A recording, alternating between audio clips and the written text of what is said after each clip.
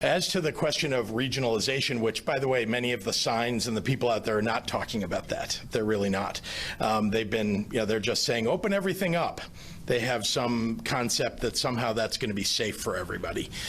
It is true that in areas of the state where we have a lower number of COVID positive cases and a lower number of deaths, those are the more likely areas that we're opening up. And you saw that I made changes in the executive order that was put forward today that includes things like opening up state parks, which are downstate, not in Cook County, and that open up things like golf courses and other things that are easier to open up downstate than they are in the collar counties or Cook County.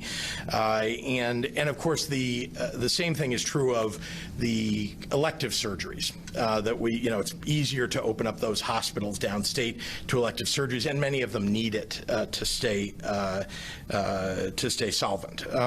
And so we are, in fact, looking at all of the ways in which we can take into account the local circumstances in every part of the state.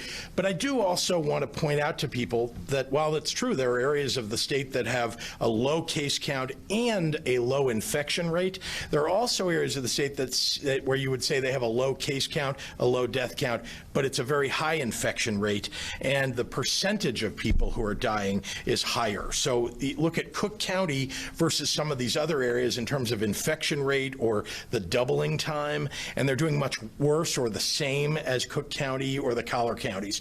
And so we want to be careful looking at this from a hospitalization and hospital region perspective, rather than simply saying, well, gee, this is Southern Illinois and therefore we should open everything up because there are only a few cases. Well, those few cases may only be a few cases, but among a very few population also. So we're being careful about this. We are, in fact, working on the plans for opening up, for working, we're started with the president's plan, Dr. Fauci's plan, thinking that, we have to get past the peak, which we're not past, downstate or in Cook County or in the collar counties. We're not past it yet.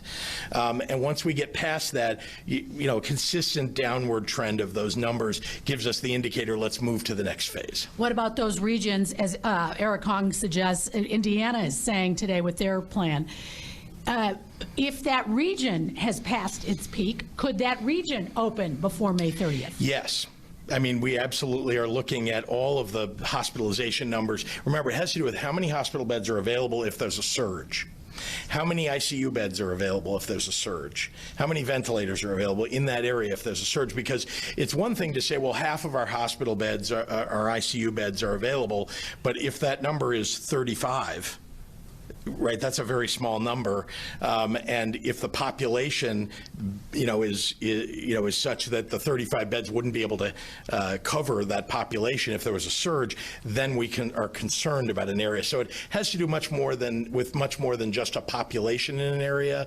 It has a great deal to do with how much health care is available in that area. So I just want to make sure I'm hearing that right, because that sounds like news to me, that you're saying before May 30th, if there is a region with low hospitalization, low ICU availability of ventilator, that region may open. Yes, if it's heading down the other side of this slide that even the national plan proposed, that is, if it's 14 days on a downslide, right, of those numbers, then absolutely listen, I want, as much as everybody else does, for everybody to get back to work and for us to move toward normalcy. But I also want to say that I'm not going to do it until we know people are safe, and it isn't going to be because some protester has a sign that says, liberate Illinois. All right. From Elizabeth Matthews at 5.